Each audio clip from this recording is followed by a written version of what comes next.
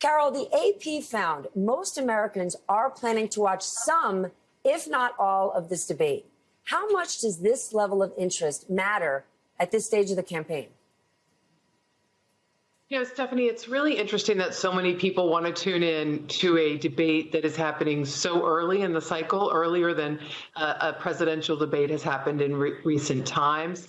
And it's almost, according to some of the interviews with some of these folks, it's almost as if they're looking to see a train wreck, almost like who's going to make the gaffe first, or who's going to attack the other in a more crass and coarse way.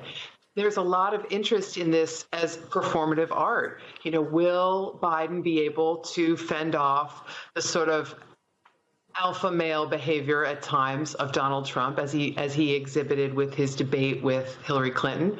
And will Donald Trump say something so outlandish that people sort of have their jaw dropped? That's a big question for a lot of American viewers tonight.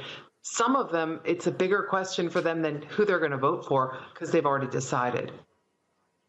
George, let's talk about these so-called double haters. I mean, I really like that you brought Miami Vice to the Colorado. Well, I was trying to go with the Blues. Well, I'm just saying I like it. There's no haters here. Let's talk about the double haters. All these people who are saying, I don't like the current president, I don't like the former president. Could tomorrow night sway them? Yeah, absolutely, because I think you're going to see a contrast between these two individuals. They're quite different personalities. I mean, you have Donald Trump, who is, I'm going to say it for the 1 millionth time, a narcissistic psychopath who can't control himself and who's easily provoked by even the slightest criticism. And I think what Joe Biden has to do is provoke him. And it doesn't take much to provoke him. All you have to do is say, well, my opponent, the criminal convict, all you have to do is say that. And when he starts to lose it and talk about the election that he did lose, and that'll get him started talking about the election, he's very easy to trigger, and almost predictably so. And what I hope that the Biden campaign has done is prepared Joe Biden, President Biden, to figure out ways to just sort of get under Trump's skin, because it's not that hard. And then for his part, Joe Biden has to just behave like a normal human being, the normal human being that he is, and just smile whenever Trump says something crazy, and just say, lean over to him and say, you need to talk to your lawyers by any chance? Something like that. Okay, that would be your strategic advice. Last night, I spoke to Maryland Governor Wes Moore, Eddie, and he had different advice for the current president that doesn't involve antagonizing or provoking or even thinking about Donald Trump. Watch this. I think the president just needs to focus on his vision for the future. I think to ask him to counter every one of Donald Trump's lies is going to be unfair, and it's going to be ridiculous. I actually think that there's other people and other things that can be done to counter every single lie that comes out of Donald Trump's mouth, which will be plentiful. I think the president just needs to spend his time focusing on the vision for the next 4 years. I agree with Wes, actually, in the sense that our tendency is to want to see the performative, as Carol said, to pay attention to the battle between the two, to see if he can rile, Donald Trump, or if the Irish Joe will show up. But the seriousness of the moment, it's incumbent upon us as people who are covering the debate to not get caught up in the one-liners, to get caught up in the performance, to get caught up in the theatrics of it all, because our democracy is at stake. And it's up to President Biden to elevate the seriousness. And of course, when Donald Trump tries to bring him into the pigsty, right? Or Eddie, what about the excitement? What about the opportunity to inspire America? I absolutely he should be trying to inspire America, and he should talk about his vision for the future. But the fact of the matter is, the central issue in this campaign is that one candidate is off his rocker. And that has to be brought home to the American people. People have forgotten that because, he's busy off at his trial, falling asleep in courtrooms. People have to remember how nuts Donald Trump is, and it has to be brought home to them on But a lot of television. people aren't thinking about Donald Trump or Joe Biden. They think the government doesn't work for them. And what they'd like to hear is someone speak to them about what that candidate will do for them and the future that they can have in this country and get inspired. And one candidate will basically destroy the government and the Constitution and the rule of law. That has to be made clear. Yes. What I think, though, what we have to do, and I think what President Biden has to do, is to understand that he's the adult in the room. Yes. Right? And he has to perform that. He has to make that clear. And that involves not just simply contrasting himself to Donald Trump as I'm the adult, that's the rotten, spoiled child, but also I have a substantive vision for the country that's more than just simply it's not Donald Trump. Well, I agree with that. But I think it's important to, as commentators, as pundits, that we don't fall for the trap. And that is to read this as the traditional debate where we're looking for the one-liners, we're paying attention to the performance. Our democracy is at stake. Okay, We have I want to be pay as attention serious. to Carol. Carol, with the wars in Gaza and Ukraine, do not forget Ukraine. How tricky is foreign policy for President Biden to navigate on stage tomorrow, but also for Donald Trump, who I'm going to say is a friendly ally to Vladimir Putin? Remember that, America. And remember, America, I mean, Donald Trump has been a friendly ally to every autocrat that walked into the Oval Office. Welcomed Recep Erdogan, welcomed Fattah el-Sisi, welcomed people that were engaged in human rights abuses against their people, engaged in and linked to massacres of their opponents, people who were reelected in sham elections, and Donald Trump congratulated them on being elected in a way that basically the other opponents were removed from the possibility of winning. So, and I'm speaking of Putin in that case. I think it is tricky, Steph. I'm glad you raise it, because Donald Trump could say in his arsenal, hey, we're at war, 2 wars during this presidency. I didn't get us into that situation. But Biden's response can easily be, I remember when the diplomatic community was petrified that you were in charge, because they were fearful at all moments that you would pull us out of the alliances that kept our country safe. And of course, that's NATO. Multiple generals, secretaries of state, national security advisors, chief of staff at the White House were losing their minds when Donald Trump threatened to do that, because it has kept our country safe in ways that are highly classified and in ways that are highly obvious. How do you get people to remember that, Eddie? We know that foreign policy, especially the situation in Gaza, is so tricky for President Biden, but it's as though Donald Trump gets off scot-free. No one's even thinking about him when it comes to foreign policy. Yet, think about all of those autocrats that Donald Trump charms and the situation we could be in. The only person who wants Donald Trump to win as much as Trump does is Putin. Right. And as a writer, one of the most powerful one of the most powerful tools you could use is serial lists, those 3. And what I think President Biden should do in that moment when Donald Trump tries to position himself as the strong man who would have prevented the wars, is just call the roll. All the generals, all the secretaries, all the foreign policy, everything, just call the roll one after the other, and let Donald Trump face the fact that all of these people, many of whom were in his administration, right, have said this man shouldn't be anywhere near the White House. Just call the roll. Totally right. One after the other. Like John Bolton, I was on a panel with him, interviewing him actually a few weeks ago. And he basically said that foreign leaders think of Donald Trump as a laughing fool. Okay, but you know what John Bolton, and I didn't watch the panel, but you know what John Bolton didn't say during that panel? Though he called, I'm going to guess, though he said Donald Trump is the world's most dangerous person, blah, blah. He didn't say that he's voting for Joe Biden. So let's just move that in the back row. All right. Let's talk about what Joe Biden did do this week. He's had several policy successes in just the last few days. Inflation Reduction Act has reduced the prices on 64 more drugs. The number of uninsured people in this country is now at a record low, and there has been a 40% drop in illegal crossings at the southern border since the president's executive action. That's just this week. From a policy perspective, Donald Trump, we've heard almost nothing. In fact, the only things he's told us about what he would do to address inflation, we now have 17 former Nobel Prize winners saying his policies would be like a bomb to our economy. When will we see this hit center stage tomorrow night, actual policies, and will the American people start to hear it?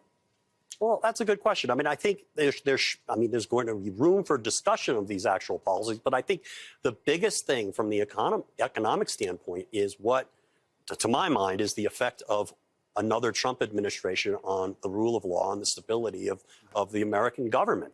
And that, to me, is the biggest danger that, Donald Trump presents lots of dangers to the American economy, but that biggest danger is the threat of financial capital flight and human capital flight because of the disorder that he will create by basically doing what he wants to do in contrary to the law. I mean, this is the man who tried to launch an insurrection. This is the man who is basically going to decide this time around he's not going to pay attention to the people who are telling him that, well, you can't legally do this, you can't legally do that. And I think it's really important if President Biden goes down this route to tout what he has done, what he's achieved, he has to do it really quickly.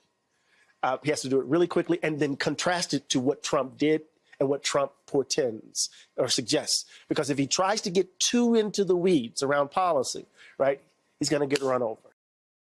On the eve of tomorrow's debate, President Biden scored the support of a Republican. Today in Georgia, former Congressman Adam Kinzinger endorsed Joe Biden. He said he never thought he would endorse a Democrat, but he knows President Biden will protect democracy. The Biden campaign has been trying to capture the votes of anti-Trump Republicans. Earlier this month, the campaign made Kinzinger's former chief of staff its national Republican outreach director. Well, guess what? Now they got Adam. With me tonight to discuss here in Aspen, former Republican Congressman Charlie Dent of Pennsylvania. He's now a senior advisor to the new group, Our Republican Legacy. And Mike Madrid is here, former political director of California's Republican Party. He's the co-founder of the Lincoln Project. His new book is out, The Latino Century, How America's Largest Minority is Transforming Democracy. Mike, it is not a surprise that Adam Kinzinger isn't voting for Donald Trump.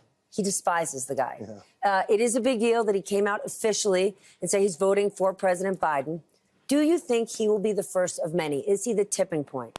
I think he will be the first of quite a few. I don't know if it'll be as many as I would like to see, but what I will say is it's more than we had in 2020. This is a growing effort. More and more Republicans, I think, are coming to the conclusion that this is not about supporting the party at this moment is not in the best interest of the country. And I think Adams getting off the sidelines will give the encouragement and that permission structure needed to see more and more Republicans come out.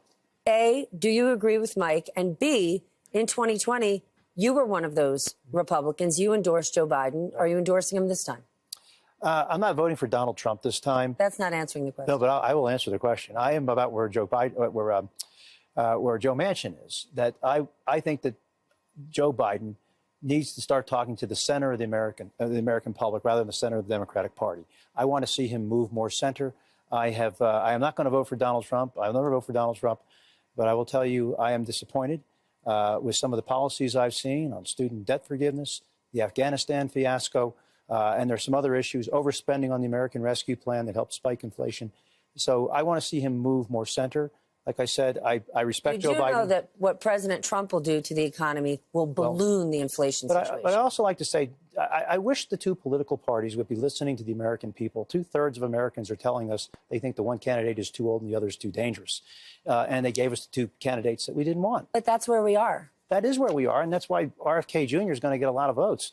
And I'm not voting for RFK, by the way. But I just want you to know that people are very dissatisfied, and I'm part of that 2/3 of America. Okay, well, maybe the American people are speaking, because let's talk about what happened last night. We saw multiple Trump-endorsed candidates lose, and we saw at the same time squad member Jamal Bowman in New York lose his primary. Is this a coincidence, or is this America's silent, centrist majority getting loud? I think there's definitely a statement being made broadly amongst the American public that we have had enough with the extremes. I think, of course, that plays to Joe Biden's benefit. I probably think he's a little bit more centrist than a Donald Trump certainly would be. But there's no question that people have had it with the party system. They're not feeling heard. And I think they're starting to take that out at the ballot box. I will say this.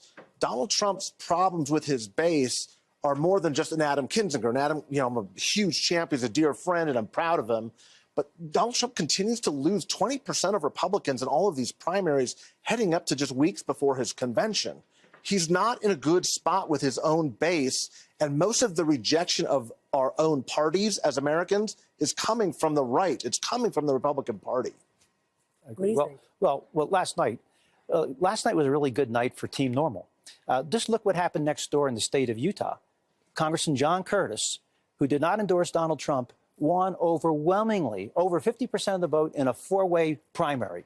This is a great thing that happened. But isn't that interesting, right? A month ago, I sat down with Mitt Romney, and he basically said, I don't have a home here, right? My flavor of the Republican Party doesn't exist. And then last night, Utah proved it did. They did. They couldn't have nominated a better person now. He'll be the senator. You look what happened in, of course, New York with Latimer winning, Latimer beating Bowman. I mean, again, that's a vote for normalcy, for stability, for to kind of bring things back to balance. This is great. And in fact, this is bad for Trump because, Trump, he lost last night in Utah.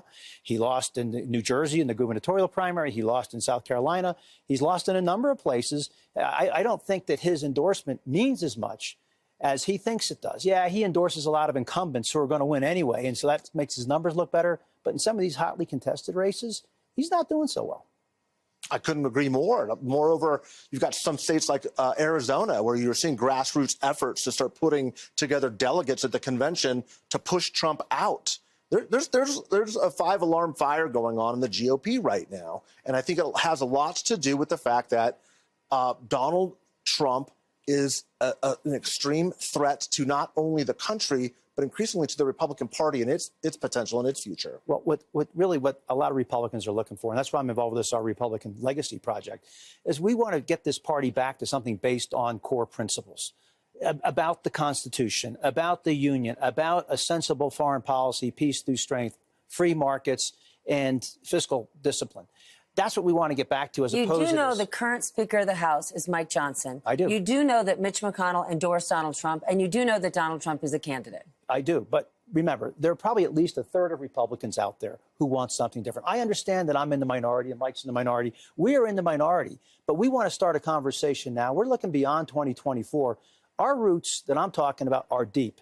From Abraham Lincoln through Theodore Roosevelt to Eisenhower, Reagan, the Bushes, Ford, all of them. This is where we're talking. These MAGA roots are very shallow. And I'm sorry, fidelity to one man, nativism, populism, this is not a long-term remedy for the GOP. And a lot of Republicans know it. We're just trying to help them find their voice. Hey there, MSNBC fans. I'm Luke Russert, and be sure to join me, Rachel Maddow, Jen Psaki, Lawrence O'Donnell, Steve Kornacki, Joy Reid, and many more September 7th in Brooklyn, MSNBC Live Democracy 2024. Click on the link for ticket information. We will see you there.